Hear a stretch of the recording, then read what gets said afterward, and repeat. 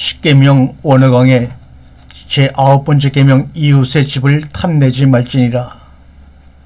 이 말씀을 가지고 은혜를 나누겠습니다. 십계명을 연재하며 우리는 어거스틴의 분류 방식을 따라 항목을 나누어 보았습니다.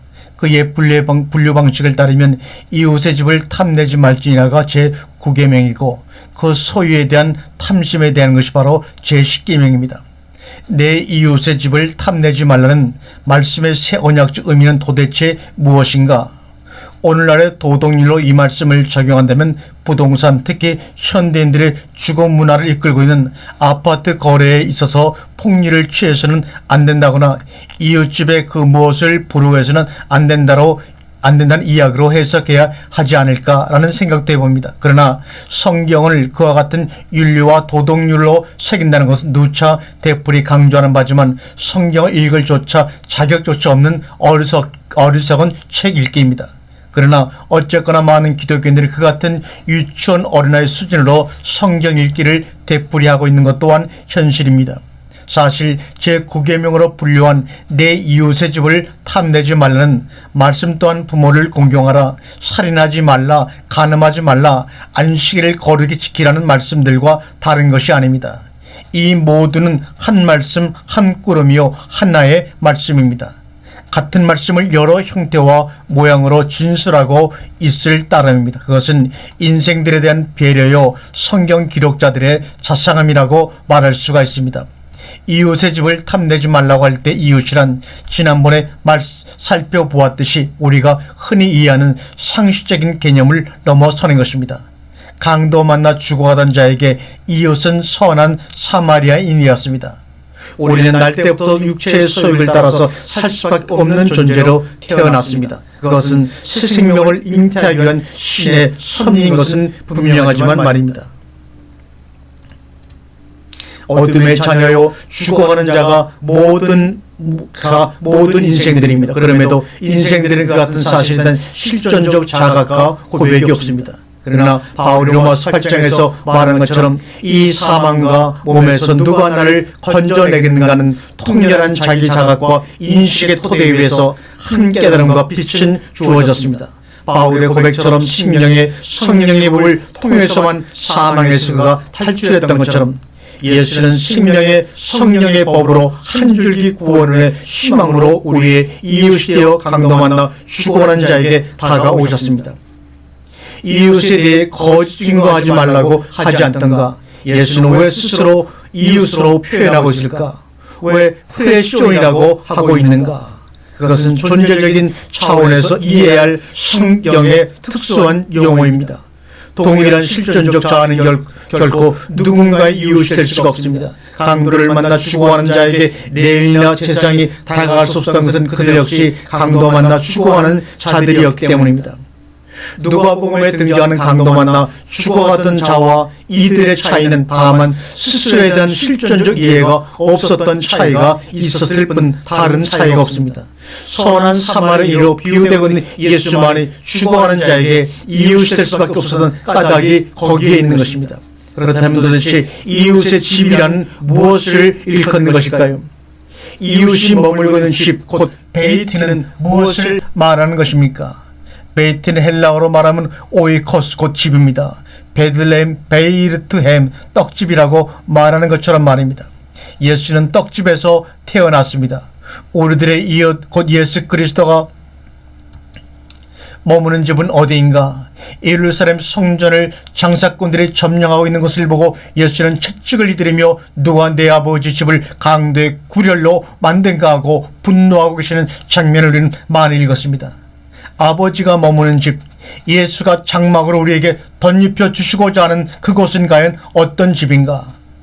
내 아버지 집에 거할 것이 많다고 처소를 예비하시고자 하신 예수님께서 머물고 계신 집, 우리에게 덧입혀 주고자 하는 집은 과연 어디라는 말인가 말입니다. 그것을 살펴보기 전에 먼저 우리들은 어디에서 무엇을 터전으로 삼고 즉 집으로 삼고 머물고 있는지 생각해 봐야 합니다. 우리들의 홈과 하우스는 과연 어디인가? 나는 나의 소욕을 집터로 삼고 있지는 않은가? 나의 소욕 가운데 머물고 있지는 않은가? 나의 정과 욕심, 끝없는 무적행인 나의 소욕을 터전으로 삼고 거기 그렇게 딱 버티고 있는 것이 보이지 않습니까? 나의 삶을 지배하고 살아가고 있는 내 안에 나 아닌 나를 보시기 바랍니다. 그것이 나의 참된 존재인 양 스스로 속으면서 우리들은 그렇게 열심히 이제까지 살아왔습니다. 그대가 슬프신가? 그 슬픔을 느끼는 그대는 과연 누구란 말입니까? 그대는 노여우신가? 노여움을 느끼고 있고 분노하고 있는 그대의 참 실체는 과연 그대 자신인가? 그것이 그대의 참된 진면목인가 하면 살펴보라는 말씀을 드립니다. 무엇 때문에 노엽고 무엇 때문에 분노하시는가? 그 증거들은 그대가 그대의 소욕을 중심으로 해서 세워놓은 선악의 기준틀이 아니었습니까? 아, 가엾은 그대여, 이제 그대가 털을 잠고 있는 그대의 집을 부수어라. 주님이 말씀하고 계십니다. 나는 어디를 안식처로 삼고 있는가? 무엇이 충족되면 비로소 안도하고 안식하는가 말입니다. 어떤 이들은 부가 형성되면 안식합니다. 어떤 이들은 다른 사람들로부터 칭송이 잦아지면 편히 쉽니다. 어떤 이들은 학문의 업적을 성취하면 비로소 안도합니다. 따라서 대개는 부를 취하려고 하고 명성을 얻으려 하고 지적 성취를 누리려고 끊임없이 기회만 되면 노력합니다. 깨달음의 경지에 도달하려고도 합니다. 그러나 마음껏 그것을 누려보시란 말입니다. 그것이 그대를 쉴 수 있게 하는가? 이 모든 그대의 인생들의 터전들은 잠시 우리의 지나가는 안식처일 뿐 인생들의 참된 터전이 아니라는 것쯤은 그대의 머리로 이미 오래전부터 알고 있을 테지만, 그러나 전 삶으로 그것이 이루어지기 전에는 모두 헛소리가 아니겠습니까? 우리의 이웃이 머물고 있는 집은 무엇인가? 이웃은 어디에 있는가? 존재의 참된 집은 어디란 말인가? 존재란 이미 모든 존재자들의 터전이요 집입니다. 따라서 존재의 참된 집이라고 하고 묻는다면 틀린 물음으로 보일 것입니다. 모든 존재자의 집이 존재이기도 하지만 동시에 존재의 터전은 존재자들이기도 합니다. 메비우스의 띠에 올리는 존재와 존재자의 상관관계를 잘 나타내주고 있는 말입니다. 그렇게 놓고 다시 한번 질문을 드립니다. 존재의 터전은 어디인가? 그렇습니다. 존재는 성경의 언어로 지성소입니다. 예수 그리스도의 초소요 하나님의 영광이 머무는 곳은 오로지 지성소일 뿐입니다. 그대의 거짓된 마음이 아닌 그대 안의 성전을 존재하는 자신의 터전으로 상대전부터 예정해 놓았습니다. 이를 누가 탈취하고 빼앗아갔는가? 바로 탈취자여 도적놈은 다름아닌 그대와 나 자신입니다. 존재의 터전인 하나님의 성전을 짓밟고 뭉개고 있는 저 사악한 존재는 다름아닌 자기 자신이라는 사실을 우리는 이 시간에 직시하고 깨닫고 주님 앞에 눈물로 회개해야 합니다. 성경은 따라서 새 언약의 계명으로 선포합니다. 내 이웃의 집을 탐하지 말라고 말입니다. 왜입니까? 그것은 곧 그대를 잇는 것이요 그대의 구원이 상실되는 까닭입니다. 성전을 강도의 군여로 만들고 있고 음란의 소굴로 만들고 있는 존재는 다름 아닌 우리들 자신입니다. 이곳에서 분탕질을 일삼고 있고 날마다 스스로 설정하는 기준에 맞춰 일일이비하는 가련한 인생들이 바로 우리라는 말입니다.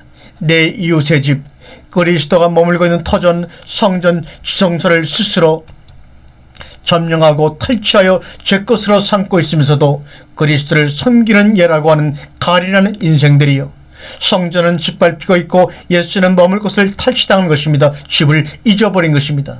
십계명에서 이웃의 집을 탐내지 말라고 하는 까닭을 알 수 있지 않겠습니까? 십계명 돌비에 내 이웃의 집을 탐하지 말라고 하는 까닭은 흔히 아파트 거래에서 주고받는 주거의 문제를 다루는 어처구니 없는 수준이 아니라는 말입니다. 십계명은 유치원에서 배운 말을 상기시키고자 하는 책이 아닙니다. 그래서 시편 기자는 이렇게 노래합니다. 시편 5편 7편에 오직 나는 주의 풍성한 인자를 힘입어 주의 집에 들어가 주를 경외함으로 성전을 향하여 경배하리다. 여기서 인자함이란 말은 헤세드입니다. 곧 새 언약의 사랑을 말하는 것입니다. 오직 나는 주의 풍성한 새 언약을 힘입어, 이런 말입니다. 새 언약의 성취 속에서만 주의 집에 들어갈 수 있음을 우리에게 알게 해주는 성경의 말씀입니다. 우리는 주의 성전에 머물고 있는가 아니면 나의 내 집에 머물고 있는가 한번 답변을 해보시기를 바랍니다. 새 언약의 사랑을 힘입으려면 나의 집이 허물어져야 하는 고난을 넘어서야 합니다. 거기서 우리를 구원하실 우리의 참된 이웃 그리스도의 집에 들어가 주를 경배할 수가 있습니다. 나의 평생의 선하심과 인자심이 정녕 나를 따르니 내가 여호와의 집에 영원히 거하리로다. 시인은 계속하여 우리에게 노래합니다. 여호와의 집에 영원히 거하고자 하는 자는 여호와의 집에 영원히 거하고자 하는 존재자와의 합의를 노래하고 있습니다. 시편은 단순히 인생의 희로애락을 감성적인 언어를 빌어 노래하는 책이 아닙니다. 거기 인간의 실존이 있고 존재의 소리가 담겨 있기 때문에 경전으로 이제까지 남아 있는 것입니다. 이웃의 집을 탐하는 것이 아니라 이웃의 집, 나의 존재 터전인 여호와의 집의 향연을 노래하고 있으니 순례자의 합창 소리로 언제라도 들려줄 수 있는 영원한 노래로 남아있는 것입니다. 예루살렘의 성전을 향해서 순례자의 발길을 옮기는 순례자들에게도 오늘도 동일한 노래소리로 울려 퍼집니다. 하나님의 성전에 문지기라도 쫓아오니 나로 하여금 주의 집에 영원히 거하게 하소서. 그러나 누구라서 이 같은 노래를 부를 수 있을까요? 하나님의 궁전은 내가 현재 지어놓은 것과 비교할 때 볼품이 없고 부러울 것도 없는, 즉 경쟁력이라고는 조금도 찾아볼 수 없는 집인 것을, 그렇다. 이 집은 아무나 좋아하는 집이 아닙니다. 하나님의 영원한 집이 덧입혀지는 것은 세상에서 죽는 것이요 바보가 되는 것이기 때문에 그렇습니다. 마음의 세계는 그 밖의 모든 것을 배설물로 여기기 전에는 결코 열리지 않기 때문입니다. 시편 31편 2절에 내게 귀를 기울여 속히 건지시고 내게 견고한 바위와 구원하는 보장이 되소서. 주는 나의 반석과 선성이시니 그러므로 주의 이름을 인하여 나를 인도하시고 지도하소서라고 말씀하고 있습니다. 여기 주는 나의 산성이시오 할 때 성이 곧 집입니다. 산 위에 있는 집이라고 고백하는 다윗. 수많은 대적들이 그를 에워싸며 공격할지라도 비밀이 친 그 그물로 그를 올가매고 있다 해도 오직 피할 바위시며 산성이 되시는 여호와를 노래하고 있다는 말입니다. 우리들의 진정한 피난처요 안식처는 곧 우리의 산성입니다.